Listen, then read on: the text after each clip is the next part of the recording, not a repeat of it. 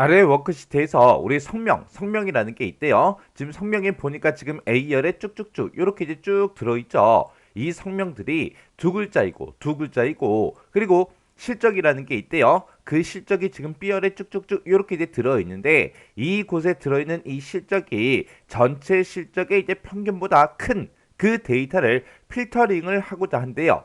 다음 중 고급 필터 실행을 위한 그 조건의 이제 입력으로 올바른 거 찾아라. 그렇게 이제 문제가 나왔습니다. 그러면 일단 우리가 고급 필터, 우리가 조건을 작성하는 그 방법부터 잠깐 이제 살펴보고 오자고요. 자, 예를 들어서 지금처럼 제품명이다, 수량이다 해서 이렇게 이제 데이터가 들어있다라고 가정을 한번 해보자고요. 이때 내가 이제 제품명과 이 수량에 대해서 내가 이제 조건을 이제 걸어줄 건데 그때 우리가 쓸 수 있는 그 조건의 종류에 보게 되면 이제 AND 조건이 있을 거고 OR 조건이 있을 거고 크게 그렇게 이제 두 가지가 있습니다. 만약에 조건은 이제 두 가지가 나는데 그 두 가지를 모두 다 이제 만족해야 된다. 그렇게 이제 우리가 AND 조건으로 작성을 할 때에는 지금처럼 이렇게 이제 조건하고 조건을 우리가 같은 행에다가 지금처럼 이렇게 이제 입력을 해줘야 되고 그리고 만약에 이제 OR 조건이다. 그랬을 때는 우리의 냉장고 요 조건과 그리고 10 이상이다. 이 조건을 서로 다른 행에다가 지금처럼 이렇게 이제 입력을 해줘야 돼요. 그래서 제품명과 수량에 대한 그 조건을 지금처럼 같은 행에다가 쓰냐, 같은 행에다 쓰냐, 아니면 서로 이제 다른 행에다가 이렇게 이제 입력을 하냐, 거기에 따라서 이제 우리 AND 조건이다, OR 조건이다, 그렇게 이제 작성이 되는 거죠. 그래서 이런 조건들을 쓸 때는 이게 어떤 거에 대한 그 조건인지 이렇게 이제 우리가 필드명을 지금처럼 이렇게 전부 다 이제 첫 번째 줄에다가 전부 다 입력을 해줘야 돼요. 그리고 우리가 조건을 쓸 때 이제 같은 행위를 쓰냐 아니면 지금처럼 이렇게 이제 서로 다른 행위를 쓰냐 거기에 따라서 AND 조건, OR 조건 그렇게 이제 구분이 되는 거예요. 근데 그때 이제 만약에 수량의 만약에 평균 이상인 그 데이터를 찾아라. 이런 이제 조건이 나왔다라고 가정을 한번 해보자고요. 그때 수량이라는 건 지금 이곳에 쭉쭉쭉 이렇게 이제 데이터가 들어 있는데 그때 수량이 평균 이상인 그 데이터 그랬어요. 근데 이 수량에 대한 그 평균 값은 지금 이곳에 데이터로 우리가 따로 가지고 있다 없다? 없더라. 각각 이제 제품들마다 수량들만 가지고 있는 거지 이 수량의 이제 평균값은 따로 계산이 되어 있지 않다고요. 그러면 우리가 조건을 쓸 때 이 평균을 구해주는 그 식을 이용해서 우리가 평균을 구한 다음에 그 평균 이상인지 그걸 이제 비교를 해서 우리가 이제 조건을 작성을 해줘야 됩니다. 그때 이 조건을 이제 해결하기 위해서 지금처럼 이렇게 이제 조건을 작성했다고 가정을 한번 해보자고요. 그때 지금 B의 3번 셀이 지금 U셀이라고 가정을 한번 해보자고요. 그러면 지금 이 셀부터 시작해서 이곳에 들어있는 그 값이 에버리지 평균값이죠. 여기서 이제 평균값을 구해줄 거고 그 평균 이상이야 그렇게 이제 물어본 거예요.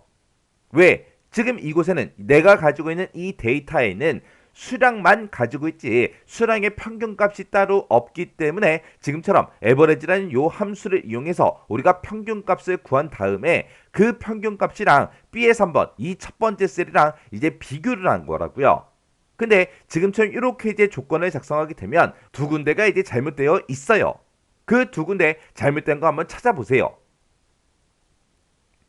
지금 일단 첫 번째로 이제 잘못된 게 지금 얘가 이제 잘못됐습니다. 지금 여기에 범위가 만약에 뭐 B의 3, B의 8 그건 이제 맞아요. 근데 지금처럼 이렇게 이제 에버리지로 평균값을 구해놓고 그 평균 이상인지 비교를 할 때 우리는 B의 3번 셀도 평균 이상이야 그렇게 물어봐야 되고 두 번째 있는 이 셀도 평균 이상이야 그렇게 물어봐야 되고 세 번째 셀도 평균 이상이야 그렇게 물어봐야 돼요. 그리고 그 밑에 있는 이 데이터도 평균 이상이야 그렇게 물어봐야 되고 그 밑에 것도 평균 이상이야 그렇게 물어봐야 되고 그 밑에 것도 평균 이상이야 그렇게 이제 물어봐야 돼요. 해서 지금 앞에다가 쓴 요 B의 3이라는 요 셀 주소는 계속해서 지금처럼 변해야 됩니다. 근데 내가 어떤 데이터랑 비교를 하든 간에 우리는 평균값을 구할 때는 무조건 이 범위 안에서만 구해야 되겠죠. 내가 평균을 구할 때 설정한 이 범위가 계속해서 변하면 안 되잖아요. 해서 지금 평균 구할 때 쓴 이 범위요. 이 범위는 변하지 않게끔 우리가 싹 다 이제 달러 기호를 다 붙여줘야 돼요. 해서 지금처럼 이렇게 해서 우리가 식을 써줘야 올바르게 이제 조건식을 우리가 이제 작성한 겁니다. 그리고 또 틀린 게 또 한 군데가 더 있어요. 지금처럼 이렇게 이제 냉장고랑 똑같은 거 찾아주세요. 아니면 수량이 10개 이상인 거 찾아달라. 이렇게 이제 우리가 조건을 작성할 때 특정 이제 텍스트랑 이제 비교를 하든 아니면 비교 연산자를 이용해서 우리가 조건을 지금처럼 이렇게 이제 작성을 할 때는 위에 들어가는 이런 필드명은 기존에 가지고 있던 이런 필드명과 똑같은 걸 이제 써야 돼요. 근데 우리가 수식이 됐든 함수식이 됐든 그런 것들을 이용해서 지금처럼 이렇게 이제 우리가 수식을 이용해서 우리가 조건을 이제 작성할 때는 그때 이 위에 들어가는 이 제목은 지금처럼 이렇게 이제 각각 이제 필드가 가지고 있는 이런 제목과는 서로 다른 그런 제목을 우리가 사용을 해야 돼요. 근데 지금 여기서는 수량이라는 그 필드가 있고 지금 여기서도 조건을 작성할 때 수량이라는 그 필드명을 그냥 그대로 사용을 했잖아요. 해서 이 조건의 이제 제목이 이제 잘못됐다는 거예요. 지금처럼 이렇게 이제 수식이 됐든 함수식이 됐든 그런 것들을 이용해서 우리가 조건을 작성할 때는 이런 제목은 우리가 가지고 있는 이런 필드명과는 서로 다른 거를 우리가 써줘야 돼요. 아니면 제목을 이제 쓰지 말든가 그렇게 해야 됩니다. 해서 지금처럼 이렇게 이제 작성하게 되면 요거는 이제 올바르게 이제 작성된 그 조건입니다. 해서 지금 여기서는 A라고 그렇게 이제 조건의 제목을 썼죠. 그 A라는 필드가 지금 우리는 가지고 있지 않잖아요. 해서 우리가 조건을 이제 작성할 때 함수가 됐든 수식이 됐든 이런 것들을 이용해서 우리가 이제 조건을 작성할 때 그때 이제 제목은 지금처럼 이런 필드명만 아니면 되는 거예요. 아니면 그냥 여기다가 A라고 지금 썼지만 이거를 아예 안 쓰든가 그냥 빈칸으로 쓰든가 그렇게 이제 해주면 된다고요. 이렇게 해줘야 우리가 이제 올바르게 조건을 이제 작성을 한 겁니다. 해서 지금처럼 이렇게 이제 수식이 됐든 함수식이 됐든 이런 것들을 가지고 우리가 조건을 작성하게 되면 지금은 우리가 이제 여기서는 수식을 그냥 여러분들한테 보여드리기 위해서 지금처럼 이렇게 이제 나타났지만 실제로 엑셀에서 우리가 지금처럼 조건식을 이렇게 이제 입력하게 되면 그때 이제 셀에는 지금처럼 이렇게 이제 나타나죠. 해서 지금처럼 실제로 우리가 엑셀에다가 이런 조건식을 쓰게 되면 이렇게 이제 식이 보이는 게 아니라 true다, false다 이런 값이 이제 결값으로 나온다고요. 근데 우리가 이런 조건식을 썼을 때 이곳에 true가 뜨냐, false가 뜨냐 그게 이제 중요한 게 아니라 내가 이제 조건식을 맞게 썼냐, 틀리게 썼냐 그게 이제 중요한 거죠.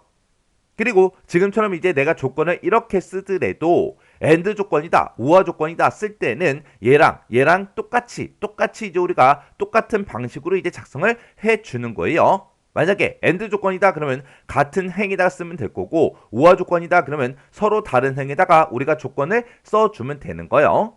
자, 그럼 이제 해당 문제 좀 보자고요. 자, 지금 이 문제를 봤을 때 이제 성명이라는 곳에 이제 조건이 이렇게 이제 붙어 있고 그리고 실적에도 이제 조건이 붙어 있어요.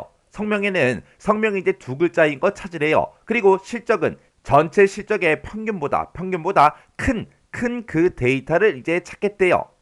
근데 이 성명이다, 실적이다 이렇게 이제 조건이 붙어 있을 때 중간에 보니까 지금처럼 이고로 이제 묶여 있죠. 그러면 이 두 가지 조건을 모두 다 만족하는 그 데이터를 이제 찾아달라 그거예요.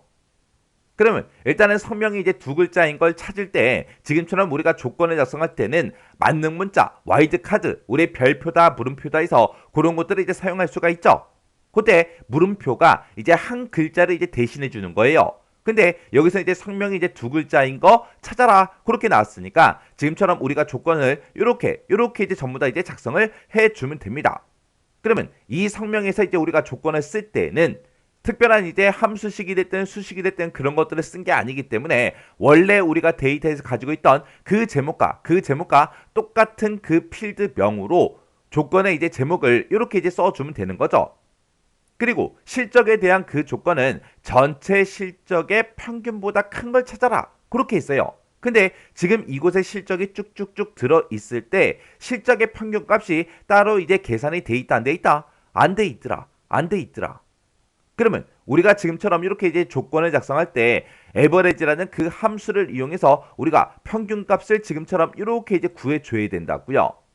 평균값을 지금처럼 이렇게 이제 구해줘야 되는데 지금처럼 조건을 우리가 이제 함수가 됐든 아니면 수식이 됐든 그런 걸로 작성할 때는 원래 필드명, 원래 필드의 제목에서 가지고 있던 이 실적과 똑같은 제목을 쓰면 된다 안 된다? 안 되더라. 안 되더라. 근데 지금 동그라미 1번에서는 실적이다 해서 요 제목을 그대로 썼기 때문에 1번은 이제 틀린 거고요. 3번도 실적이다 라고 해서 제목을 그대로 똑같이 이제 썼죠. 해서 얘도 이제 잘못된 거예요.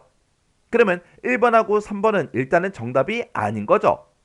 그러면 2번하고 4번 둘 중에 이제 하나가 정답인데 지금 여기서는 문제를 읽어봤을 때 성명하고 실적 그 사이에 이제 이고로 이제 묶여있기 때문에 얘는 둘 다 이제 만족해야 되는 AND 조건으로 우리가 작성을 해줘야 됩니다. 해서 동그라미 2번 같은 경우에는 성명에 대한 그 조건과 우리 실적에 대한 그 조건을 지금처럼 이렇게 이제 같은 행에다 썼고요. 동그라미 4번 같은 경우에는 성명에 대한 그 조건 그리고 우리 실적에 대한 그 조건을 서로 다른 행에다가 썼다고요. 그러면 이렇게 이제 서로 다른 행에다가 우리가 조건을 쓰게 되면 얘는 이제 오화 조건으로 이제 묶인 거죠. 그리고 지금처럼 이렇게 이제 같은 행에다가 우리가 조건식을 써줘야 이게 이제 AND 조건이 되는 거라고요. 해서 우리 정답이 지금 2번에 있는 거죠.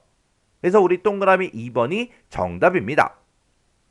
이렇게 이제 고급 필터에서 조건을 지정하는 방법 이렇게 이제 물어보는 게 실제 시험 문제로 자주 이제 출제가 돼요.